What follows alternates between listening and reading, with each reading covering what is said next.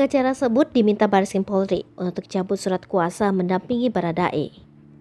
Kedua mantan kuasa hukum Baradae yakni Muhammad Burhanuddin dan Deolipa Yumara menyatakan kini tak lagi mendampingi kliennya dalam melanjutkan proses hukum atas insiden penembakan terhadap Brigadir J.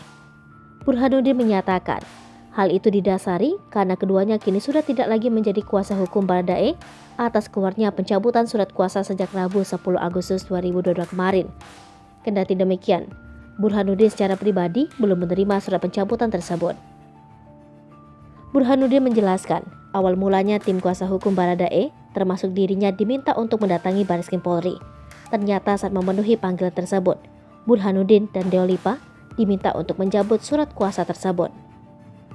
Atas adanya permintaan itu, Burhanuddin mengaku terkejut, sebab semenjak pihaknya mendampingi Baradae, seluruh progres dan proses hukum dirasanya telah berada sesuai jalur.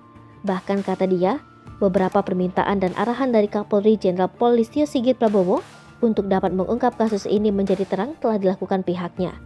Tak hanya itu, pihaknya juga telah membantu memfasilitasi permintaan Baradae untuk menjadi justice kolaborator dalam kasus ini ke LPSK. Diketahui, Bareskrim Polri membenarkan bahwa Barada Richard Eliezer atau Baradae telah mencabut surat kuasa terhadap dua pengacaranya yaitu Deolipa Yumara dan Muhammad Burhanuddin. Direktur Tindak Pidana Umum Bareskrim Polri, Brigjen Andirian Djajadi mengatakan, pencabutan surat kuasa pada dua pengacara, Deolipa Yumara dan Muhammad Burhanuddin dibuat oleh Baradae. Andi menuturkan bahwa Deolipa Yumara dan Muhammad Burhanuddin sejatinya merupakan pengacara yang ditunjuk oleh penyidik Polri. Tujuannya, mereka mendampingi pemeriksaan Baradae seusai pengacara sebelumnya mengundurkan diri.